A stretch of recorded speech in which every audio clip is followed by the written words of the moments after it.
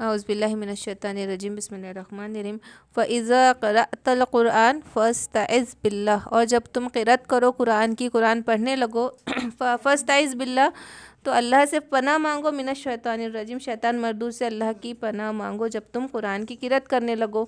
تو یہ اس مسئلہ کیا ہے کہ قرآن کی جب قرأت کریں گے تو اعوذ باللہ من الشیطان الرجیم کا پڑھنا ہے، اور اس کا حکم کیا ہے؟ واجب ہے، واجب نہیں ہے بلکہ سنت ہے۔ کیا ہے؟ اعوذ باللہ من الشیطان الرجیم کا پڑھنا کیا ہے؟ سنت ہے، واجب نہیں ہے۔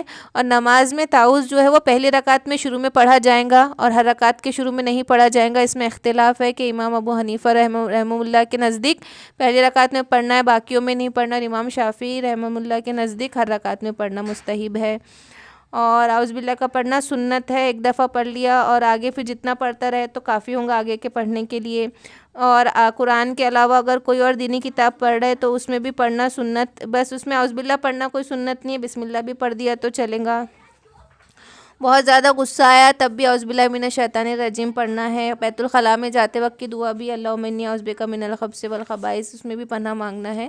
تو اس طریقے سے یہ اعوذ باللہ کی اہمیت ہے۔ اور اللہ نے کیا کہا؟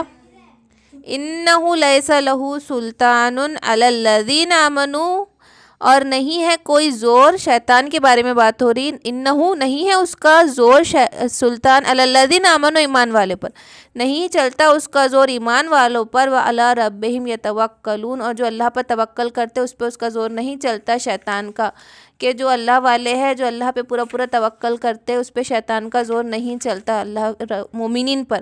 انما سلطانہ علی الذین یتولونہ، مگر اس کا زور تو ان لوگوں پر ہے یتولونہ جو اس کو رفیق سمجھتے ہیں، والذین ہم بہ مشرکون، اور وہ جو اس کو شریک ٹھہراتے ہیں۔ تو اب ہم کو یہ بات سمجھنا ہے، اس آیت سے کیا واضح ہوتا ہے کہ اللہ تعالیٰ نے شیطان کو ایسی قوت نہیں دے دی کہ وہ انسان کو برائی پہ مجبور کرے اور بے اختیار کر لے۔ تو یہ سمجھنا بہت ضروری ہے۔ جو سمجھتے ہیں شیطان بہکا دیا، تو ہم کو یہ سمجھنا ہے کہ اتنا اختیار نہیں مل گیا شیطان کو، اتنی قوت نہیں مل گئی کہ کوئی انسان کو مجبور کرے، بے اختیار کر دے۔ یہ انسان کا اپنا نفس ہے جو اسے بے راہ روی میں ملوث کرتا ہے۔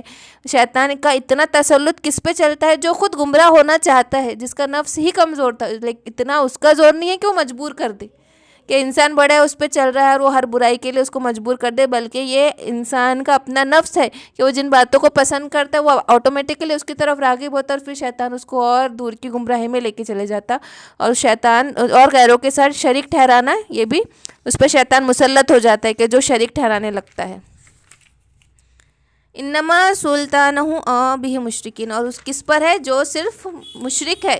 تو اللہ پاک یہاں پہ کیا فرما رہا ہے کہ ان عبادی لیس علیک علیہم سلطان، کہ نہیں ہے میرے بندوں پر تیری کوئی زور، الا من اتبعک من الغاوین، مگر کہ جو گمراہ، خود ہی گمراہ ہوئے، جو گمراہ ہونے والے، غاوین ہونے والے، بہکے ہوئے ہیں، وہ تیری اتباع کریں گے، باقی جو مومن ہے وہ تیری اتباع نہیں کریں گا۔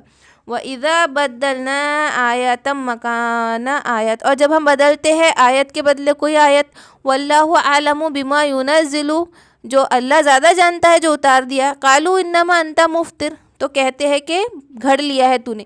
تو یہاں پہ ان منسوخ آیتوں کی بات ہو رہی ہے کہ جب اللہ تعالیٰ نے کوئی آیت نازل کی پھر بعد میں اس کو منسوخ کر دیا، تو جو کافر ہے یا جو مشرکین تھے، منافق تھے، تو وہ کہتے کہ ہم مطلب کیوں ایسا کر رہا اللہ، جب ایک بار آیت نازل ہوئی اب اس کو کیوں بدل رہا؟ اللہ نہیں جانتا؟ پہلے سے احکام نہیں معلوم تھے جو اللہ نے بدل دیے؟ نعوذ باللہ۔ تو یہاں پہ وہی بات فرمائی جا رہی کہ جب وَإِذَا بَدَّلْنَا آیَةً مکان آیت، کے جب ہم ایک آیت کے مکان پہ، ایک آیت کی جگہ پہ دوسری آیت نازل کرتے، تو اللہ زیادہ جانتا ہے کہ وہ کیا نازل کر رہا ہے۔ لیکن کہ لوگ کیا کہتے؟ انما انت مفتر، کہ تو بنا لیتا ہے، آپ نے گھڑ لیا ہے۔ بل اکثرہم لا یعلمون، بلکہ ان میں سے اکثر نہیں جانتے۔ قل نزلہ روح القدس، کہ کہہ دو کہ یہ تو نازل ہوتا ہے روح القدس کے ذریعے، فرشتے کے ذریعے، من ربک، آپ کے رب کی طرف سے آپ پر، بالحق کی، حق کے ساتھ، لیثبت الذین آمنوا، تاکہ ثابت کر دے ایمان والوں پر، وہدی وبشری للمسلمین، ہدایت اور خوشخبری ہے مسلمانوں کے لیے۔ وَلَقَدْ نَعْلَمُ أَنَّهُمْ يَقُولُونَ، اور اگر وہ جانتے، اگر ہم خوب جانتے ہیں، انہم، کہ وہ یقولون، کہتے، انما یعلمہم بشر، کہ اس کو سکھلاتا ہے بشر، کہ آپ صلی اللہ علیہ وسلم کو کوئی بشر، کوئی آدمی سکھلاتا ہے، کہ آپ صلی اللہ علیہ وسلم ایک اجمی شخص تھا، اس کا نام بلعام یا مقیز نام تھا، وہ اجمی روم کا رہنے والا تھا، وہ تھوڑا بہت انجیل جانتا تھا. آپ صلی اللہ علیہ وسلم اکثر اس کی باتیں سنا کرتے تھے، اس کے پاس جا کے کچھ کلام کر لیا کرتے تھے. تو یہ لوگ کیا کہنے لگے کہ یہ انجیل جانتے تو آپ صلی اللہ علیہ وسلم اس سے سیکھ رہے اور ہم کو بتا رہے اس کی انجیل کی آیتیں. تو یہاں پہ وہی فرمایا جا رہا کہ ہم جانتے ہیں کہ تم لوگ کہتے ہو کہ انما یعلمہ بشر، کہ اس کو کسی بشر نے سکھایا، کسی آدمی نے سکھایا. لسان الذی یلحدون الیہ اعجمی، کہ لسان و زبان اس کی، یلحدون وہ نسبت کرتے، الیہ اعجمی ایک اجمی کی طرف. وہذا لسان عربی مبین، کہ یہ تو صاف مبین عربی زبان ہے، کہ تم اس کی نسبت ایک اجمی کی طرف کرتے ہو، ایک رومی کی طرف کرتے ہو جس کی زبان بھی جو کہ صحیح طریقے سے عربی بھی نہیں جانتا.